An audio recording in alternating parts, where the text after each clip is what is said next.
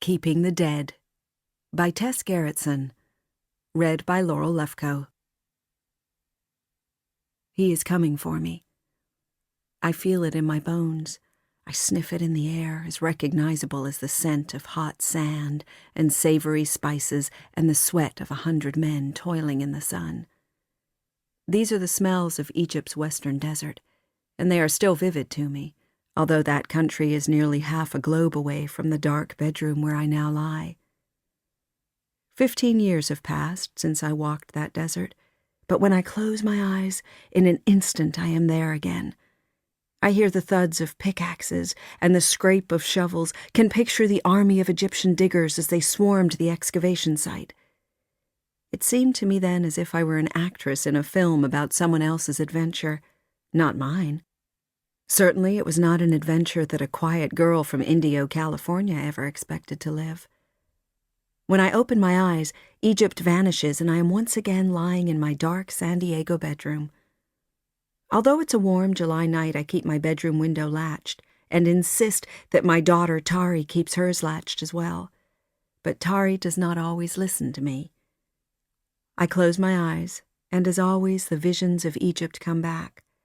Even before I stood on its soil, I dreamed about it. At 6 years old, I spotted a photograph of the Valley of the Kings on the cover of National Geographic, feeling instant recognition, as though I were looking at a familiar, much-beloved face that I had almost forgotten. That was what the land meant to me, a beloved face I longed to see again. I worked and studied. A full scholarship brought me to Stanford, and to the attention of a professor who recommended me for a summer job at an excavation in Egypt's western desert. At the end of my junior year, I boarded a flight to Cairo.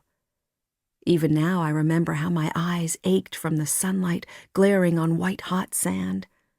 I feel the sting of the wind peppering my face with desert grit. With a trowel in my hand and the sun on my shoulders, this was the culmination of a young girl's dreams. How quickly dreams become nightmares. I'd boarded the plane to Cairo as a happy college student. 3 months later, I returned home a changed woman. I did not come back from the desert alone. A monster followed me. In the dark, my eyelids spring open. Was that a footfall? A door creaking open? After years of hiding, I know better than to ignore the warning whispers in my head. Those whispers are the only reason I am still alive. I've learned to pay heed to every anomaly, every tremor of disquiet. I make elaborate escape plans long before I ever need them. My next move is already planned out. In 2 hours, my daughter and I can be over the border and in Mexico with new identities. I pull open the nightstand drawer and take out the gun. My bare feet are silent as I step out of my room and move down the hall to my daughter's closed door. The door gives a loud squeak as I open it, but it won't wake her.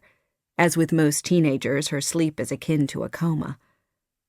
The first thing I notice is the breeze, and I give a sigh. Once again, Tari has ignored my wishes and left her window open. I need to close that window.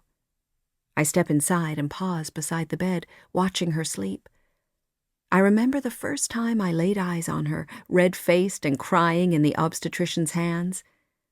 I thought of the words carved into the great temple at Abu Simbel, words chosen by Ramses the Great to proclaim his love for his wife. Nefertari, for whom the sun doth shine.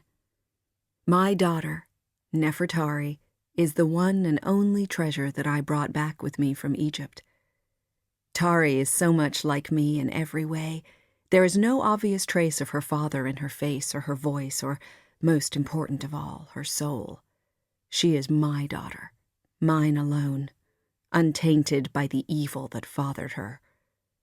She is a normal 14-year-old girl, oblivious to the danger because I have hidden the truth from her. She does not understand why I pace the house late at night, why I latch the windows and double-check the doors. I set the gun down on the nightstand and cross to the window to close it. Only then do I sense the malevolent presence. While I stood lovingly watching my daughter, it was watching me. It has always been watching, biding its time, waiting for its chance to spring. Now it has found us. I turn and face the evil.